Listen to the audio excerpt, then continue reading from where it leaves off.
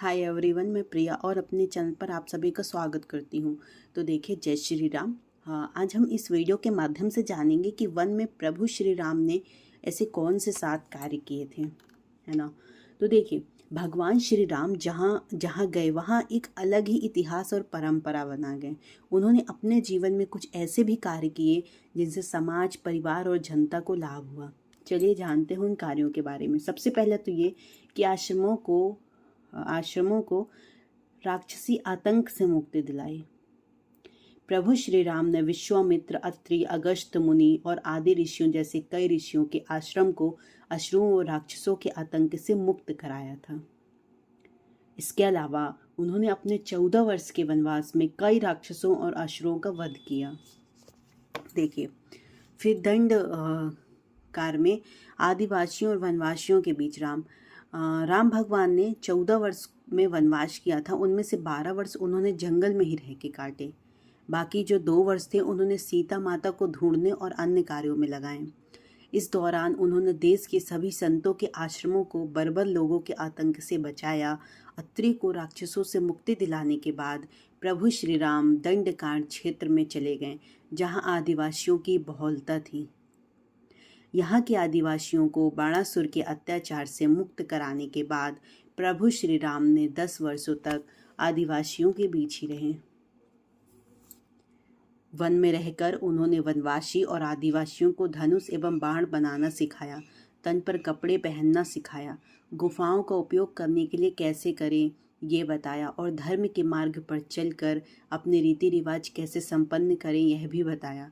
उन्होंने आदिवासियों के बीच परिवार की धारणा का विकास किया और एक दूसरे का सम्मान करना भी सिखाया। उन्हीं के कारण हमारे देश में आदिवासियों के कबीले नहीं समुदाय होते हैं। उन्हीं के कारण ही देश भर के आदिवासियों के रीति रिवाजों में समानता पाई जाती है। भगवान श्री राम ने सर्वप्रथम भारत की सभी जातियों व संप्रदायों को एक सूत्र में बांधने का कार्य अपने वनवास के दौरान किया था।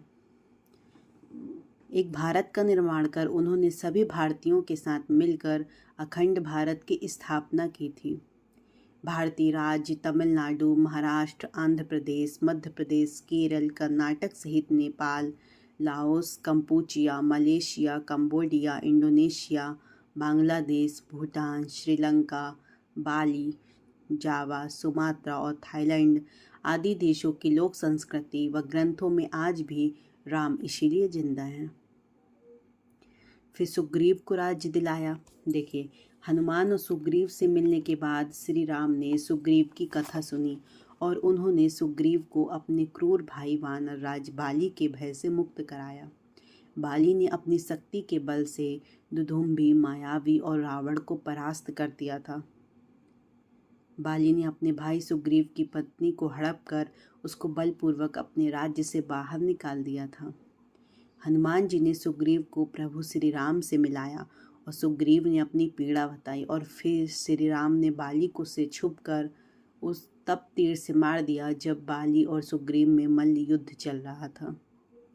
पौराणिक मान्यताओं के अनुसार प्रभु ने त्रेता युग में राम के अवतार लेकर बाली को छुपकर तीर मारा था। कृष्ण अवतार के समय भगवान ने उसी बाली को जरा नामक बहेलिया बनाया और अपने लिए वैसी ही मृत्यु चुनी जैसे बाली को दी थी। फिर आया सैन्य गठन।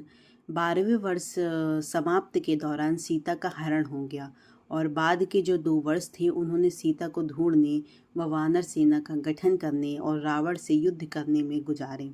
इस दौरान उन्होंने वनवासी और आदिवासियों के अलावा निषाद, वानर, मतंग, रीछ समाज के लोगों को धर्म, कर्म और वेदों की शिक्षा देने के साथ ही एक बहुत बड़ी सेना का गठन किया। हनुमान और सुग्रीव से मिलने के बाद श्री राम ने वानर सेना का गठन किया और लंका की ओर चल पड़े। शिवलिंग। महाकाव्य रामायण के अनुसार भगवान श्री राम ने लंका पर चढ़ाई करने के पहले यहाँ भगवान शिव की पूजा की थी। रामेश्वरम का शिवलिंग श्री राम द्वारा स्थापित शिवलिंग है।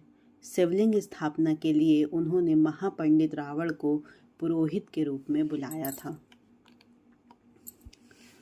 इसके बाद प्रभु श्री राम ने नल व नील के माध्यम से विश्व का पहला सेतु बनवाया था, और वह भी समुद्र के ऊपर। आज उसे हम राम सेतु कहते हैं, जबकि राम ने इस सेतु का नाम नल सेतु रखा था।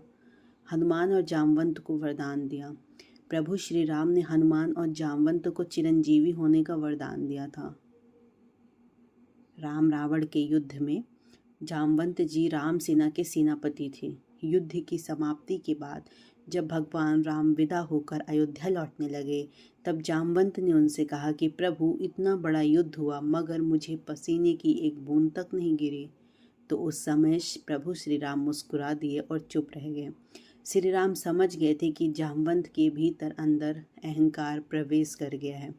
जामवंत ने कहा, प्रभु, युद्ध में सबको लड़ने का अवसर मिला, परंतु मुझे अपनी वीरता दिखाने का कोई भी अवसर नहीं मिला। मैं युद्ध में भाग नहीं ले सका और युद्ध करने की मेरी इच्छा मेरे मन में ही रह गई। उस समय भगवान ने जामवंत से कहा, तुम्हारी ये इच्छा अवश्य ही पूर्ण होगी जब मैं अगला अवतार धारण करूंगा। तब तक तुम इसी स्थान पर रहकर तपस्या करो। अंत में द्वापर युग में श्री राम ने कृष्ण के रूप में उनसे युद्ध किया और उनको भयंकर तरीके से पसीना बहने लगा। अंत में जब वह हारने लगे, तब उन्होंने मदद के लिए अपने प्रभु श्री राम को पुकारा। श्री राम को पुकारने के कारण श्री कृष्ण को अपने राम रूप में आना पड़ा।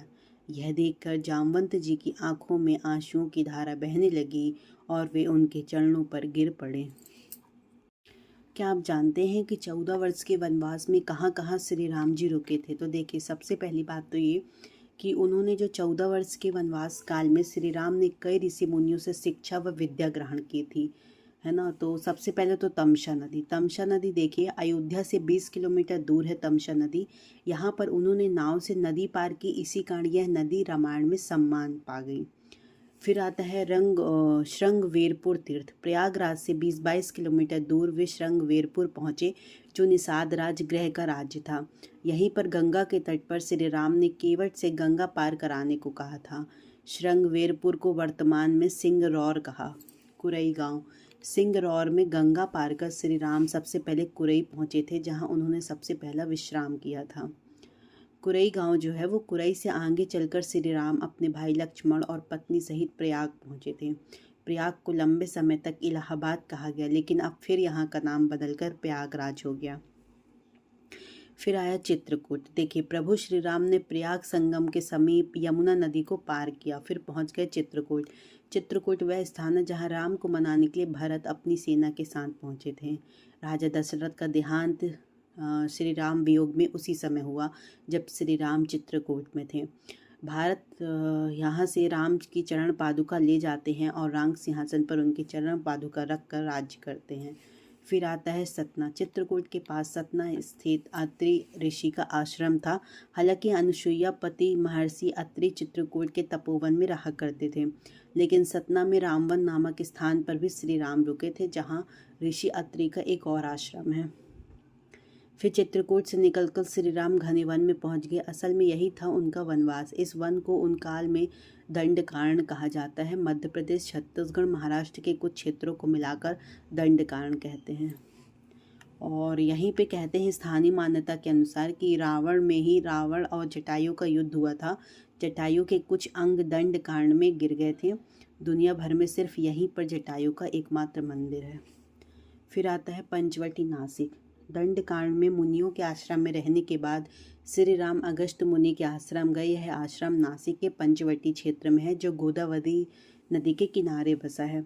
यहाँ पर लक्ष्मण ने शूर्पणखा की नाक काटी थी। राम लक्ष्मण ने खरवदूषण के साथ युद्ध किया था, है ना। फिर आता है सर्वतीर्थ। सर्वतीर्थ नासिक क्षेत्र में शूर्पणखा, मारीच, खरवदूषण के वध के बाद रावण ने सीता का हरण किया और जटायु का वध किया था, जिसकी स्मृति नासिक से 56 किलोमीटर दूर ताकेड़ गांव में सर्वतीर्थ नामक स्थान पर आज भी संरक्षित है।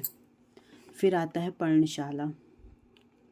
देखिए, सबरी का आश्रम। जटायु और कबंध से मिलने के पश्चात श्री राम त्रिशमूर्क पर्वत पहुंचे। रास्ते में वे पंपा नदी के पास सबरी आश्रम भी गए थे, जो आजकल केरल में स्थित है। सबरी जाति से भीलनी थी और उसका नाम था श्रमणा।